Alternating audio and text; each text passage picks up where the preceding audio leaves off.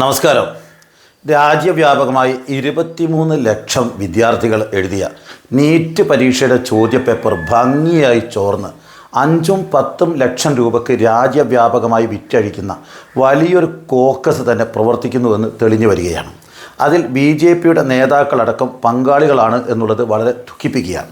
23 ലക്ഷം ആളുകളുടെ അവർ പ്രൊഫഷണൽ കോഴ്സുകളിലേക്ക് ചേരുന്ന സമയത്ത് അവരുടെ ഭാവി നിശ്ചയിക്കുന്ന ഒരു പരീക്ഷയുടെ ചോദ്യപേപ്പർ തയ്യാറാക്കുന്ന ആളുകൾ, ആ ഫൈനൽ ചോദ്യപേപ്പർ കാണുന്ന ആളുകൾ എവിടെയൊക്കെ പോകുന്നു, എവിടെയൊക്കെ ഫോൺ ചെയ്യുന്നു, ആരെയൊക്കെ തന്നെ ബന്ധപ്പെടുന്നുവെന്ന് വളരെ സൂക്ഷ്മമായ നിരീക്ഷണം വേണമെന്നിരിക്കെ ഇവരൊക്കെ പ്രസ്സുകളിൽ പോയി പ്രിൻ്റ് എടുക്കുമ്പോഴും അവർ പലരെയും വിളിച്ചുകൂട്ടി ചോദ്യപേപ്പർ വിതരണം ചെയ്യുമ്പോഴും ഒരു ഏജൻസിക്കും മുൻകൂട്ടി കാണാൻ സാധിച്ചില്ല എന്ന് പറയുമ്പോൾ നമ്മുടെ രാജ്യത്തെ സുരക്ഷാ സംവിധാനങ്ങൾ, രഹസ്യാന്വേഷണ സംവിധാനങ്ങൾ എത്രമാത്രം ദുർബലമാണെന്ന് ചിന്തിക്കാതിരിക്കാൻ കഴിയില്ല.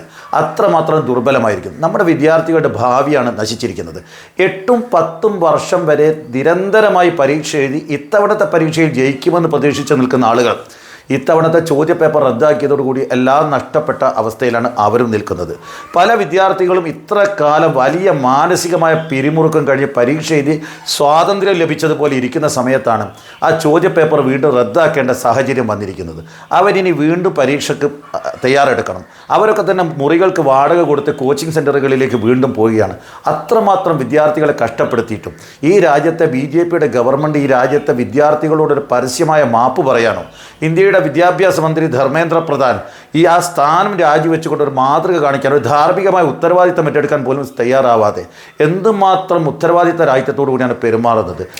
ഈ ചോദ്യപേപ്പർ ചോർത്തുന്നതിൻ്റെ മുഖ്യ കണ്ണികളായ മനീഷ വാഗ്മാരെയും അതേപോലെ തന്നെ PV കുൽക്കർണി, ഈ ആളുകളൊക്കെ തന്നെ പലതരം പ്രസ്സുകളിലും പലതരം സ്ഥാപനങ്ങളിലും ഇടപാടുകൾ നടത്തുകയും സാമ്പത്തികമായ ഇടപാടുകൾ നടത്തി കോച്ചിങ് സെൻ്ററുകളിൽ വിതരണം ചെയ്തിട്ടും ഒരു ഏജൻസിക്കും ഒരു രഹസ്യാന്വേഷണ സംവിധാനത്തിനും ഇവരെ ഒന്നും മുൻകൂട്ടി കണ്ടുപിടിക്കാൻ സാധിക്കാതെ പോയത് അങ്ങേയറ്റം ദുഃഖകരമായ ഒരു സാഹചര്യമാണ്. രാജ്യവ്യാപകമായി കോടിക്കണക്കിന് ഫീസ് പിരിച്ചെടുക്കുന്ന ആയിരക്കണക്കിന് വിദ്യാർത്ഥികൾ പഠിക്കുന്ന RCCയുടെ തലവനായിരിക്കുന്ന ശിവരാജ് മാണ്ഡഗോക്കർ, അദ്ദേഹം പരസ്യമായിക്കൊണ്ട് ഉത്തരസൂചിക ശരിയായില്ലേ എന്ന് ചോദിക്കുന്ന വീഡിയോ അടക്കം പുറത്തു വരികയാണ്. അപ്പം വലിയ പണച്ചാക്കുകൾ ഇതിൻ്റെ പുറകിലുണ്ട്.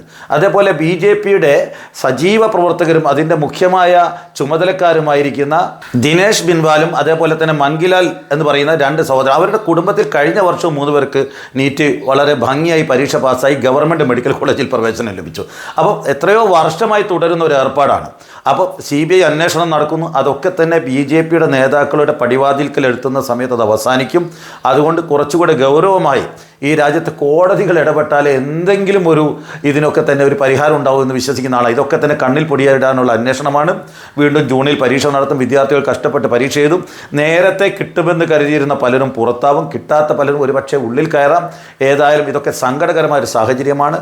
ഒരു ഉത്തരവാദിത്വം ഇല്ലാത്തൊരു ഗവൺമെൻറ്റാണ് ഈ രാജ്യം ഭരിക്കുന്നത് എന്ന് പറയുമ്പോൾ വളരെ സങ്കടം തോന്നുകയാണ്. കേന്ദ്ര ഗവൺമെൻറ്റിന് ഒരു ഉത്തരവാദിത്വം ഇല്ലാതെ പെരുമാറുമ്പോൾ ഈ രാജ്യത്തെ വിദ്യാർത്ഥികൾ എന്തുമാത്രം പ്രയാസപ്പെടുന്നുവെന്ന് ചിന്തിക്കാൻ പോലും കഴിയാത്തൊരു ഗവൺമെൻറ് ഈ രാജ്യം ഭരിക്കുമ്പോൾ എന്ത് പറയാൻ, നാണക്കേടെന്നല്ലാതെ. നന്ദി, നമസ്കാരം.